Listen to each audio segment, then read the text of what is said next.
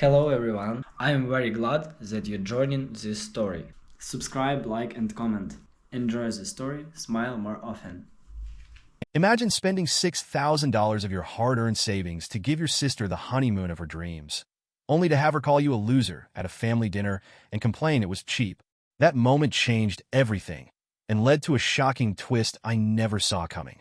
I've always taken pride in being the kind of person who goes above and beyond for family. Growing up, my parents instilled in us the value of taking care of one another, and for the most part, Emily and I took that to heart.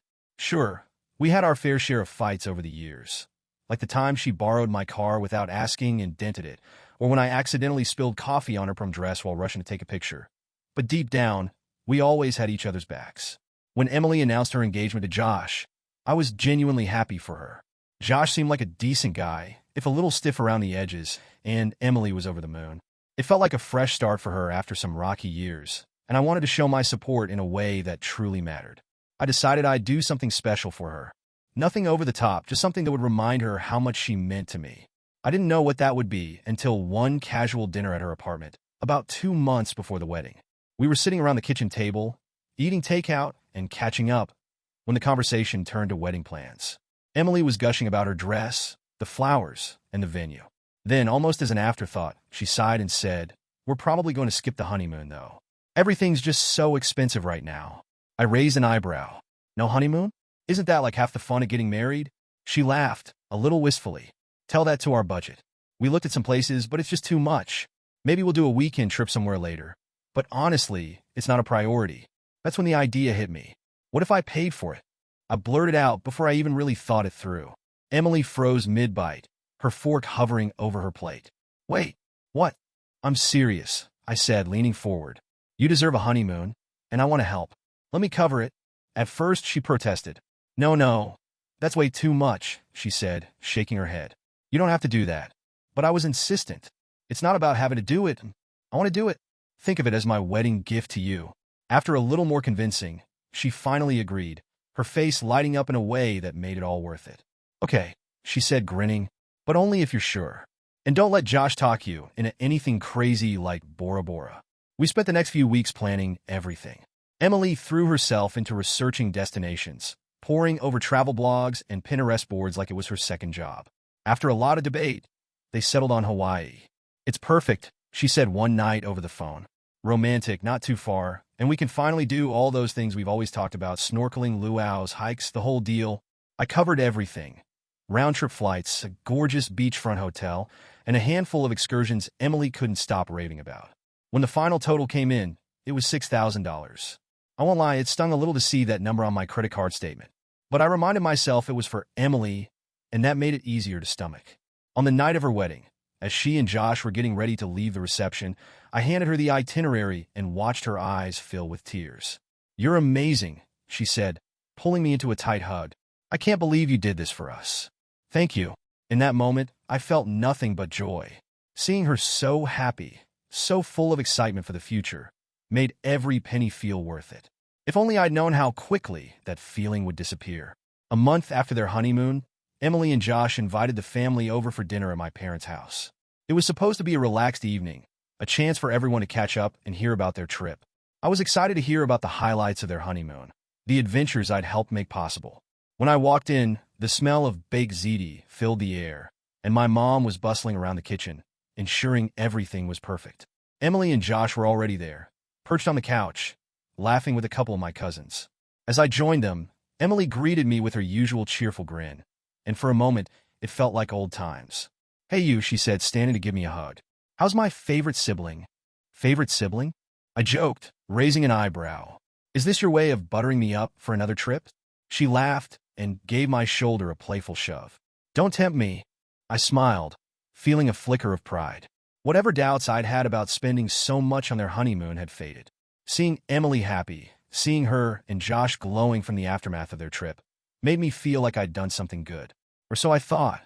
Dinner started off pleasantly enough. My mom had gone all out, preparing a feast that had everyone reaching for seconds.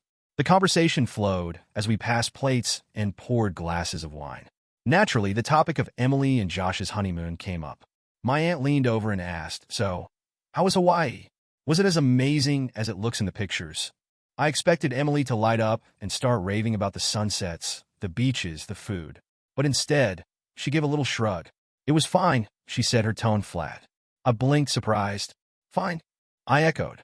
She waved her fork around dismissively. You know, it was nice and all, but honestly, it didn't live up to the hype. I mean, for $6,000, you'd think it'd be more, I don't know, luxurious? The table went quiet, and all eyes turned to her. I felt a hot flush creep up my neck, but I told myself she didn't mean it the way it sounded. Well, I said with a nervous laugh, at least you got to relax and have some fun, right? Emily tilted her head, considering. Yeah, I guess.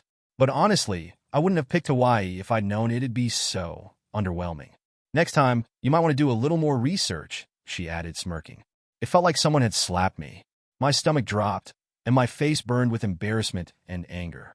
Was she seriously complaining about the trip I'd gifted her? The trip I'd spent months planning and $6,000 paying for? Research, I said, my voice tighter than I intended. I thought you picked Hawaii because it was your dream destination. Well, yeah, she said, her tone defensive. But I didn't realize how touristy it would be.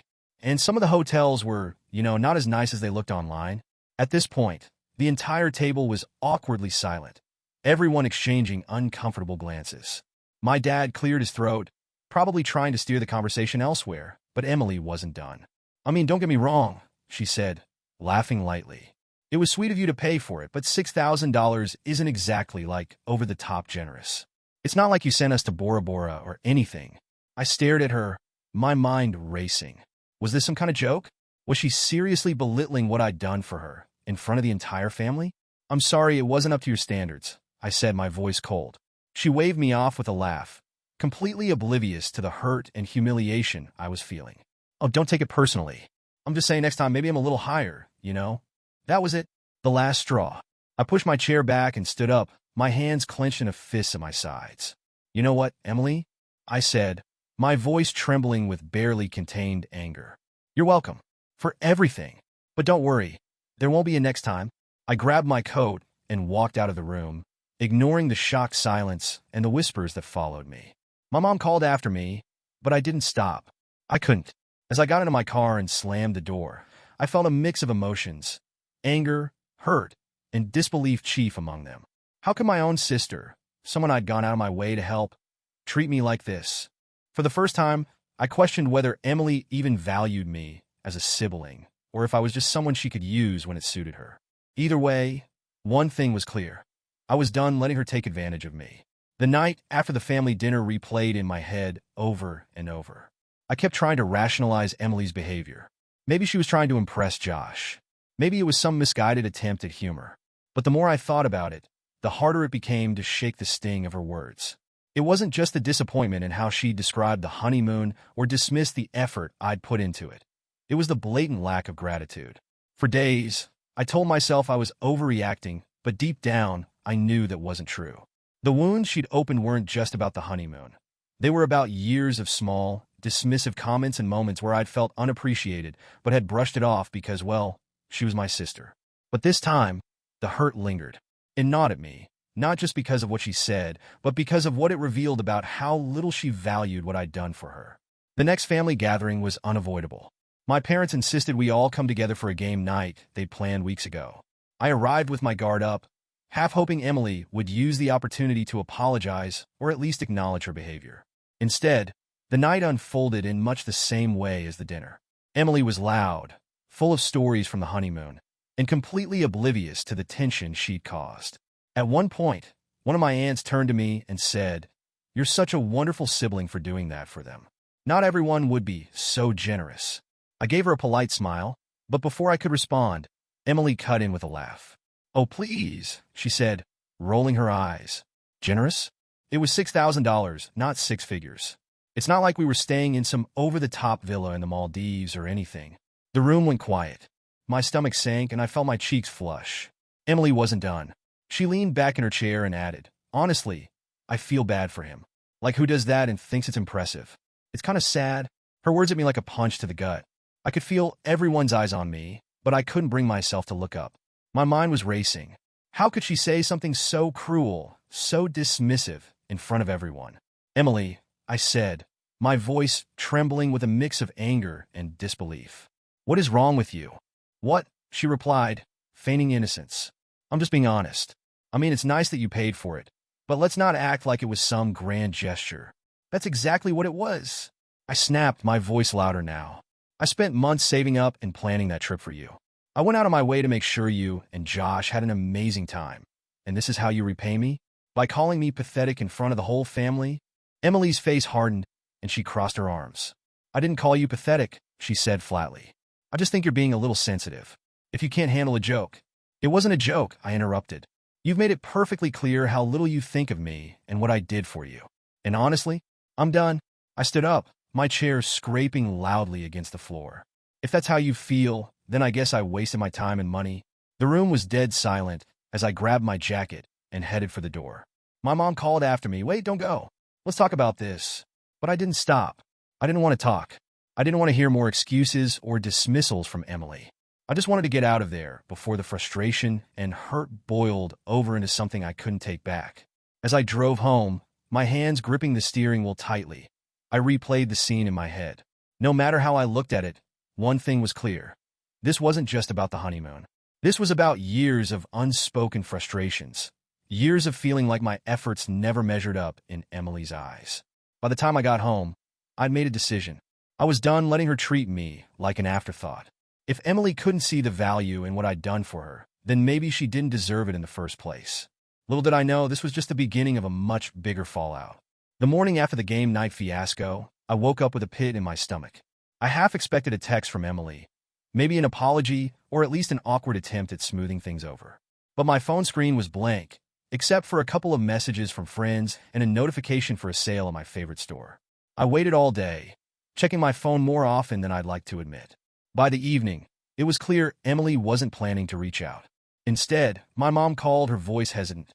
"Sweetheart, I've been thinking about what happened last night," she began. "Emily feels really bad." "She does?"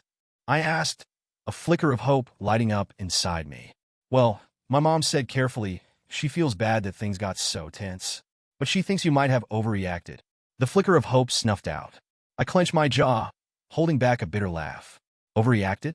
She humiliated me in front of everyone, Mom." "I know," my mom said quickly.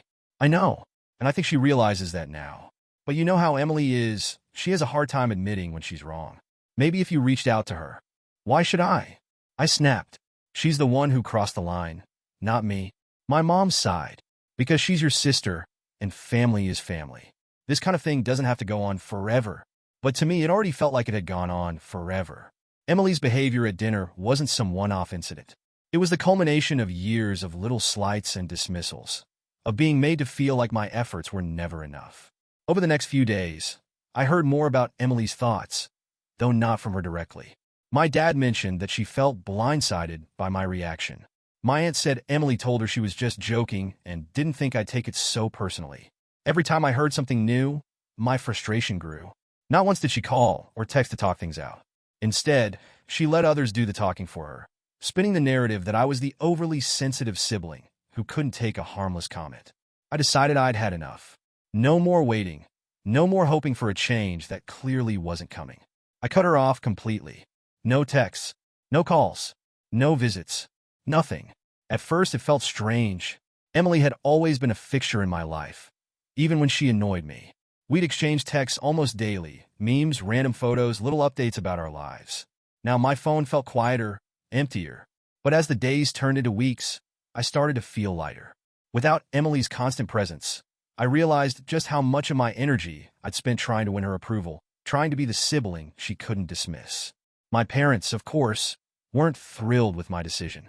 They tried to mediate, asking me to be the bigger person and make peace. "Life's too short for grudges," my dad said one evening when I stopped by their house. "It's not a grudge," I told him firmly. "It's a boundary. There's a difference." He frowned, clearly unconvinced. "But she's your sister. Doesn't that mean something?" "It used to," I said. "But respect goes both ways, Dad. If she can't respect me, why should I keep bending over backward for her?" It wasn't just about the money anymore, though that had been the breaking point. It was about the way Emily had treated me for years, brushing off my efforts, belittling my gestures, and acting like I owed her something. Every time I thought about how she dismissed the honeymoon, calling it cheap and sad after I'd poured my heart and savings into it. I felt a pang of anger and hurt all over again. By cutting her off, I wasn't just protecting myself from more disappointment. I was reclaiming my self-worth. For the first time in a long time, I was putting myself first. My parents didn't give up easily. They kept trying to nudge me toward reconciliation, dropping hints about how much Emily missed me. But I wasn't budging. She hasn't even apologized, I pointed out one day after my mom brought it up again. Well, she's stubborn, my mom admitted. You know how she is? And that's supposed to excuse everything? I asked. No, but I don't know. She's your sister, my mom said, her voice breaking slightly. I sighed. I get it, Mom. I really do. But I'm tired of being the only one who's expected to fix things. As the weeks went on, life felt quieter, but also freer. I didn't realize how much emotional weight I'd been carrying until it was gone. I spent more time with friends, threw myself into hobbies I'd neglected, and even treated myself to a weekend getaway, a small act of self-care that felt long overdue. Emily, meanwhile, stayed silent. Not a single text or call came my way, and honestly, I didn't miss them. If anything, her silence confirmed what I already suspected. She wasn't willing to put in the effort to mend our relationship. And as much as that hurt, it also made me more determined to stick to my decision. For the first time in my life, I was done chasing after her approval. Done trying to be the sibling who gave and gave, only to be met with indifference. Cutting her off wasn't easy, but it was necessary. And for the first time, I felt like I was finally standing up for myself. 2 months had passed since the fallout with Emily, and in that time, I'd settled into my decision to cut her off. Life was quieter without her constant presence, and though the holidays felt a little awkward, I found the peace of mind worth the trade-off. I'd thrown myself into work and hobbies to distract from the lingering sting of her words, and slowly, the hurt began to dull. I wasn't thinking about Emily or Josh as much anymore, and when I did, it was with a sense of resignation rather than anger. That's why I was so taken aback when Josh's name popped up on my phone. The message was short, almost hesitant, and it caught me completely off guard. Hey, I know things are weird right now, but I think we need to talk. There's something you should know. I stared at the screen for a long moment, my heart pounding. What could Josh possibly have to say to me? He'd been right there with Emily during all of this, silent, complicit, and as far as I knew, just as dismissive as she'd been. Part of me wanted to ignore him. I had no interest in reopening old wounds, especially if this was some half-hearted attempt at smoothing things over for Emily's sake. But another part of me, curiosity, perhaps, couldn't resist finding out what he meant. Against my better judgment, I typed out a reply. What do you want to talk about? His response came quickly. It's better if we talk in person. Are you free tomorrow? Coffee on me? I hesitated. Meeting with him felt like walking back into a storm I just managed to escape, but the cryptic nature of his message gnawed at me. In the end, curiosity won out. Fine, I replied. Let's meet at Java House at 10. The next morning, I arrived at the cafe early, my stomach churning with nervous energy. As I waited, I ran through a dozen scenarios in my head, none of which gave me any real clarity. Josh walked in a few minutes later, looking just as uncomfortable as I felt. He spotted me and gave a small wave before grabbing his coffee and sitting down across from me. Thanks for meeting me, he said, fidgeting with the sleeve of his cup. Let's skip the small talk, I said, folding my arms. What's this about? Josh sighed and ran a hand through his hair. I don't know how to say this, so I'm just going to come out with it. Emily hasn't been completely honest with you. My stomach tightened. What are you talking about? He hesitated, looking down at his coffee. The honeymoon, he said finally. It didn't cost $6,000. It was more like $4,000. For a moment, I thought I'd misheard him. What? Josh nodded, his face a mixture of guilt and embarrassment. She kept the extra money you gave her. Told me it was your idea, that you wanted her to have extra for shopping and souvenirs. I sat back in my chair, my mind reeling. You're telling me she lied? She took the money and didn't even use it for the honeymoon? Yeah, he admitted, and I only found out about it recently. She let it slip during an argument, and I felt like you deserved to know. Anger bubbled up inside me, but beneath it was a deep sense of betrayal. I'd given her that money as a gesture of love and support, and she'd turned it into something ugly. Why are you telling me this now? I asked, my voice low. Josh sighed again, because I'm tired of being dragged into her games. I know she hurt you, and I know she hasn't done anything to make it right. You didn't deserve what happened, and I thought you should know the truth. I studied him, trying to gauge his sincerity. He looked genuinely remorseful, and for the first time, I felt a flicker of pity for him. Being married to Emily probably wasn't the picnic he'd envisioned. So, what now? I asked, not sure if I was asking him or myself. I don't know, Josh admitted. But I thought you deserved to hear it from me, even if it doesn't fix anything. I left the cafe feeling a mix of emotions: anger, confusion, and a strange sense of vindication. Josh's confession didn't make up for what Emily had done, but it confirmed what I'd suspected all along. She didn't value me or my efforts. Later that night, I replayed the conversation in my head, trying to decide what to do next. Should I confront her? Should I tell my parents? Or should I let it go and move on with my life? One thing was clear: Emily's betrayal ran deeper than I'd realized, and the road to any kind of resolution was going to be long and complicated. The atmosphere in the cafe felt thick, almost stifling, as I watched Josh fidget with his coffee cup. He avoided my gaze, his knee bouncing nervously under the table. Something about his demeanor told me this wasn't going to be a casual conversation. Look, he began, his voice low and uncertain. I don't know how to say this, but Emily hasn't been honest with you about a lot of things. My heart skipped a beat, and I felt a pit form in my stomach. What are you talking about? I asked, leaning forward. Josh glanced around the cafe, as though he was afraid someone might overhear, even though the nearest table was several feet away. He took a deep breath and finally blurted it out. The honeymoon, it didn't cost $6,000. It was more like $4,000. I stared at him, my mind struggling to process what he'd just said. What? She kept the extra money you gave her, he added quickly, as if saying it faster would make it less painful to hear. She told me it was your idea, that you gave her extra for shopping or souvenirs or something. But now I know that wasn't true. The words hung in the air between us, and for a moment, all I could do was stare at him. My thoughts raced, colliding into each other in a whirlwind of disbelief and anger. She kept the money, I repeated slowly, as if saying it out loud would make it easier to believe. Josh nodded, looking genuinely uncomfortable. Yeah, I didn't realize at first. She said you'd given it to her as a gift, and I didn't think much of it. But a couple of weeks ago, during an argument, she let it slip, and I felt like you deserved to know. The pieces started to fall into place. The dismissive comments, the way she downplayed my efforts, the way she'd humiliated me in front of our family. It all made sense now. She hadn't been ungrateful because she thought the trip was cheap. She'd been covering for her own dishonesty. Why are you telling me this now?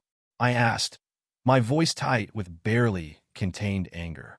Josh sighed and ran a hand through his hair. Because I feel terrible about what happened between you two. And because, well, Emily hasn't exactly been easy to deal with lately. What do you mean? He hesitated, clearly debating whether to say more. Finally, he admitted she's been acting different. Like ever since the honeymoon, she's been on edge. She's picking fights over nothing. And when I try to talk to her about it, she shuts me down. I think she feels guilty. But instead of admitting it, she's lashing out. I wasn't sure whether to feel validated or even angrier.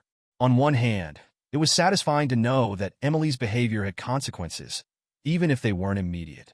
On the other hand, her guilt didn't change the fact that she betrayed me in a way I never thought possible.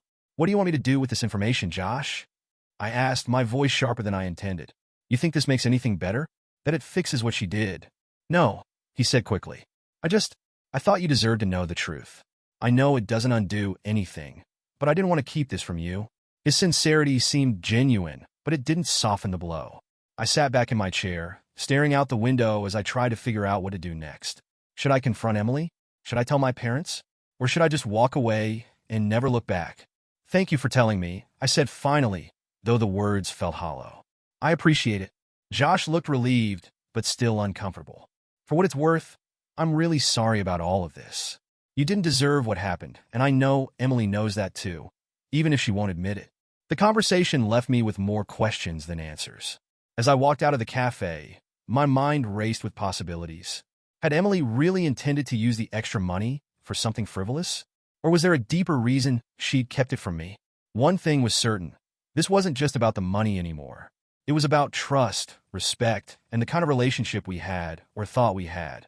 Later that night, I sat alone in my apartment, staring at the ceiling as I replayed the conversation in my head. For years, I'd gone out of my way to be the best sibling I could be, always stepping in to help Emily when she needed me. And this was how she repaid me. If nothing else, Josh's revelation confirmed what I'd been feeling all along. Emily wasn't just thoughtless. She was manipulative. And the road to repairing our relationship, if it was even possible, was going to be far more complicated than I'd imagined. For the first time, I wasn't sure if I even wanted to try. The car ride home from my meeting with Josh felt like a blur.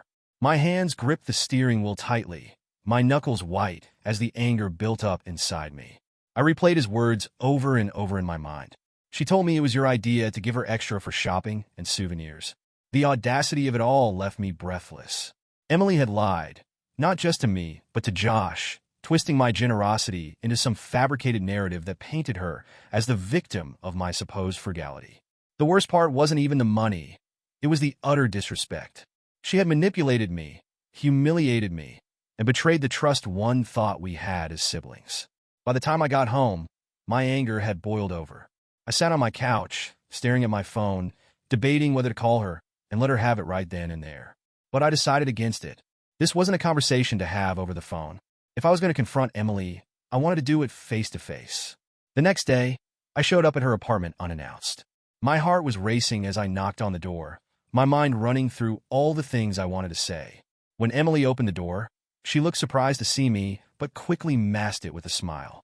"Hey," she said, leaning against the doorframe. "What brings you here?"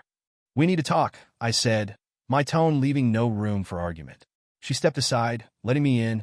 I could see her living room was immaculate, decorated with little souvenirs and knickknacks. My eyes landed on a ceramic pineapple that I recognized from a boutique in Hawaii, and my anger flared again. "What's going on?" Emily asked, her smile fading as she noticed the look on my face. I turned to her, my arms crossed. "Josh told me everything," I said, watching her expression closely. Her brow furrowed. "Everything about what?" "About the honeymoon," I said, my voice sharper than I intended. "About how it didn't cost $6,000. About how you kept the extra money I gave you." For a split second, Emily's face went pale, but she quickly recovered. "What are you talking about?" she said, feigning confusion. "Don't play dumb, Emily," I snapped. "Josh told me the truth. He told me you lied to him and to me about the money. He told me you kept the difference for yourself." Her eyes darted away, and she crossed her arms defensively. "I don't know what he's talking about. He must have misunderstood." "Cut the crap," I interrupted, my voice rising. "Stop lying, Emily. Just admit it." She hesitated, her mouth opening and closing as if searching for an excuse. "Finally," she sighed and threw her hands up. "Fine," she snapped. "I kept some of the money. So what? You're not exactly struggling. What's the big deal?" The casual way she said it made my blood boil. "The big deal?"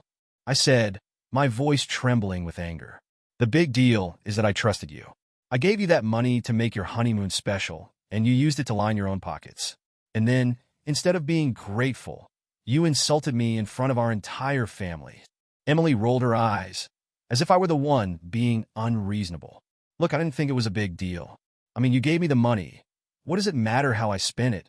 "It matters, because it was a gift for your honeymoon," I shot back. "Not a personal slush fund. And if you'd been honest with me, maybe I could have understood. But instead, you lied. You let me think I was doing something good for you, while you were busy stabbing me in the back." She opened her mouth to respond, but seemed to think better of it. Instead, she just stood there, arms crossed, her expression defiant. "I don't even know why you care so much," she said finally. "You act like I ruined your life or something. It was just a little money." I stared at her in disbelief. "It's not about the money, Emily. It's about the lying, the disrespect, and the complete lack of gratitude. Do you even realize how much that hurt? To see you mock me, call me cheap after everything I did for you?" She looked away, her jaw tight, but she didn't say anything. I shook my head, feeling a wave of exhaustion wash over me. "You know what? I'm done. I'm done trying to make you happy. Done bending over backward for someone who doesn't care about anyone but herself."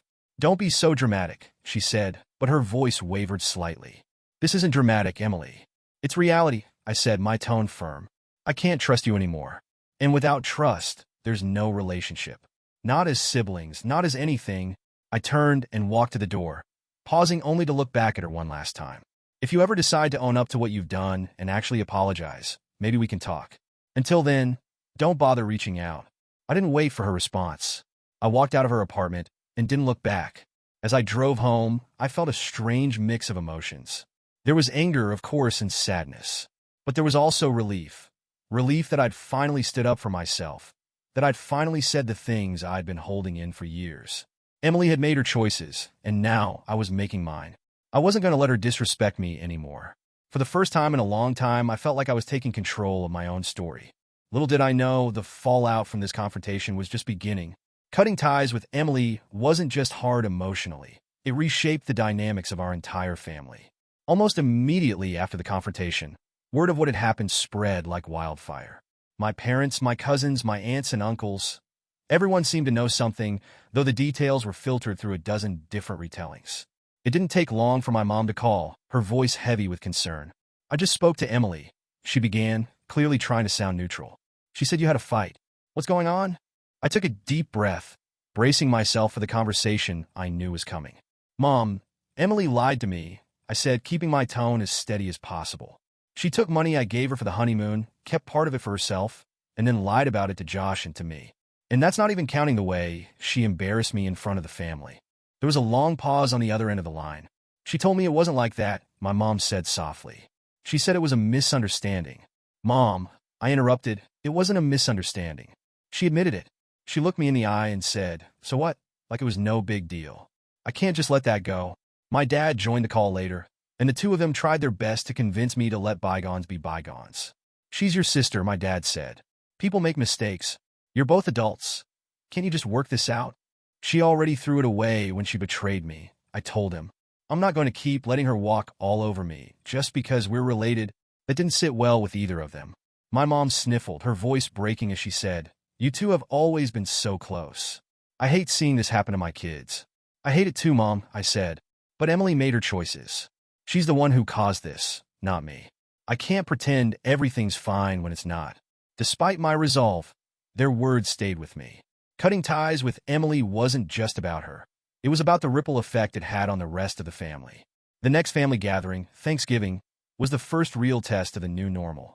I debated skipping it entirely, but my mom insisted, promising that things would be peaceful. Emily wasn't there when I arrived, which was both a relief and a disappointment.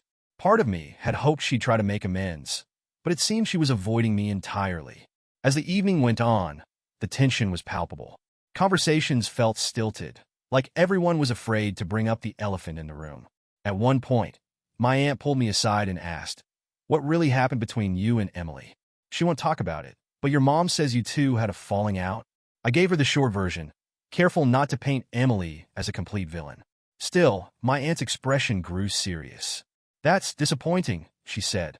"I always thought you two were so close." "We were," I said quietly. "But trust only goes so far." Over time, the family began to understand my perspective, though it didn't make the situation any less painful. My parents stopped pressuring me as much, though I could tell it still weighed on them. My mom, in particular, struggled with the rift. "She asks about you sometimes," my mom said during one of her weekly phone calls. "She doesn't say much, but I can tell she misses you." I didn't know how to feel about that. Part of me wanted to believe it, to think that Emily regretted her actions and genuinely wanted to make things right. But the other part of me, the part still nursing the wound she'd inflicted, wasn't ready to forgive. The holidays became awkward, with family gatherings feeling incomplete. Emily stopped attending most of them, and when she did, we kept our distance from each other. It was like there was an invisible line drawn in the sand, and neither of us dared to cross it. Despite the awkwardness, I knew I'd made the right choice. Setting boundaries with Emily wasn't easy, but it was necessary. For too long, I let her take advantage of my kindness, assuming that being family meant I had to put up with whatever she threw my way. This time, I chose myself. As painful as it was to admit, cutting ties with Emily was the healthiest thing I could have done, for me and for our family. Without the constant tension of trying to please her, I found a new sense of peace. But even as I moved forward, a part of me couldn't help but wonder, would things ever truly get better between us? Or was this the beginning of a permanent divide? Only time would tell. In the weeks following my confrontation with Emily and the subsequent fallout, I realized just how much of my life had revolved around her. For years, I prioritized her needs, her feelings, and her approval, often at the expense of my own happiness. With her absence, there was suddenly this void in my life, a space I wasn't quite sure how to fill. At first, I tried to keep busy. I threw myself into work, took on extra projects, and even started volunteering at a local animal shelter on weekends. The structured chaos kept my mind occupied, but it didn't erase the lingering sting of her betrayal or the awkward tension that still hung over family gatherings. One day, while scrolling through old photos on my phone, I stumbled across pictures from a trip I'd taken years ago with friends, a road trip through the Rockies. I remembered how alive I'd felt on that trip, exploring new places, free of expectations or obligations. That memory sparked something in me. I decided it was time to do something for myself. The idea of a solo trip had always intrigued me, but I'd never taken the plunge. It was always too expensive or too risky or too hard to fit into my schedule. But now, with $6,000 that I'd originally intended for Emily's honeymoon burning a hole in my savings, I realized there was no better time to go for it. I booked a 3-week trip to Europe, planning to visit cities I'd always dreamed of: Paris, Rome, Barcelona, and a few smaller towns along the way. The planning process was exhilarating, like rediscovering a piece of myself that had been buried under years of responsibility and sacrifice. When the day of my departure finally arrived, I boarded the plane with a mix of excitement and nerves. I'd never traveled alone before, and part of me wondered if I was making a mistake. But as the plane took off, leaving the familiar behind, I felt a sense of freedom I hadn't experienced in years. Europe was everything I'd hoped it would be and more. In Paris, I wandered through the cobblestone streets, ate croissants at tiny cafes, and watched the Eiffel Tower sparkle at night. In Rome, I marveled at the Colosseum and tossed a coin into the Trevi Fountain, wishing for clarity and peace. Barcelona introduced me to vibrant street art, incredible tapas, and sunsets over the Mediterranean that took my breath away. But the trip wasn't just about the places I visited. It was about the people I met along the way. There was the older couple from Australia, who shared stories of their adventures over wine in Florence. The backpacker from Canada, who introduced me to the best gelato shop in Venice. The artist in Montmartre, who painted my portrait and reminded me to always chase my passions. These connections, fleeting yet meaningful, reminded me of the beauty of human connection, something I'd almost forgotten in the shadow of my fallout with Emily. Perhaps the most profound part of the trip was the time I spent alone. Sitting on a park bench in the Luxembourg Gardens, watching the world go by, I realized how rarely I allowed myself to just be. Without the constant noise of obligations or the weight of strained relationships, I felt lighter, freer. Traveling alone taught me to appreciate my own company, to trust my instincts, and to embrace the unknown. It was empowering in a way I couldn't have imagined. When I returned home, my perspective had shifted. The trip hadn't magically erased the pain of what happened with Emily, but it had given me clarity. I realized that cutting toxic people out of your life, even if they're family, isn't just okay, it's necessary.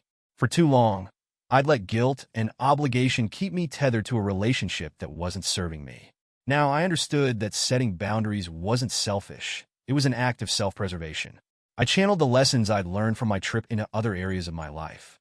I started saying no to things that didn't align with my values. I reconnected with old friends I'd lost touch with and nurtured relationships that brought me joy. I even picked up painting again, a hobby I'd abandoned years ago. It became a form of therapy, a way to process my emotions and express myself in a way words couldn't. As for Emily, I still heard about her from time to time through my parents. They mentioned that she'd asked about me occasionally, though she never reached out directly. I didn't hold my breath for an apology. It wasn't something I needed anymore. Moving on wasn't about waiting for her to change or hoping for closure.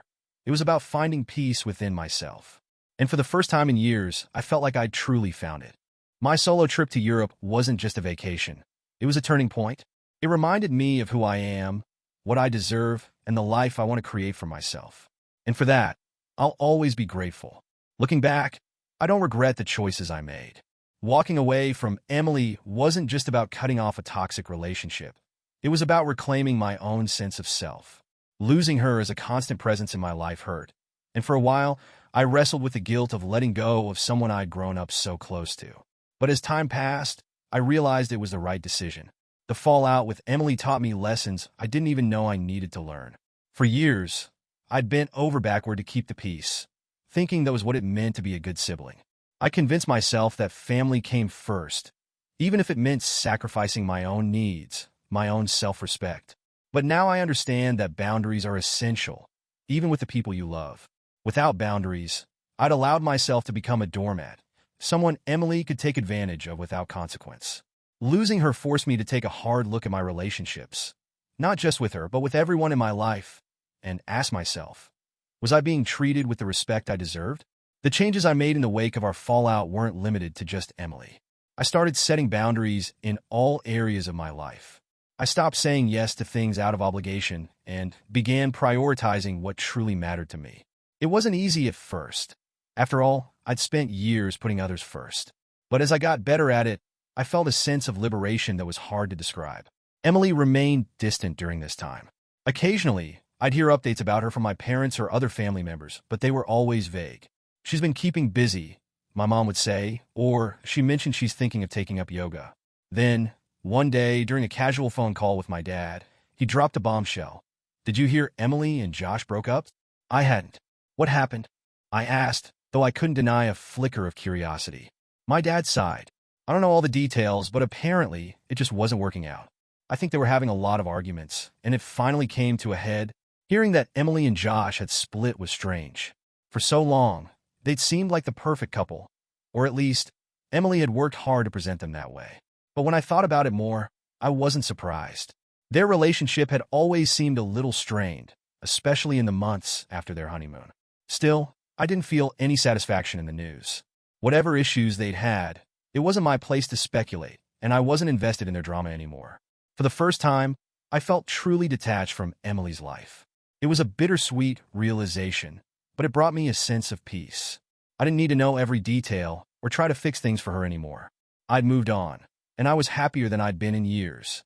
That happiness didn't come from some grand external change. It came from within. Learning to set boundaries, to value my own time and energy, and to stand up for myself had been transformative. It wasn't an overnight process, but with each step, I felt stronger and more confident. I also learned to let go of the things I couldn't control.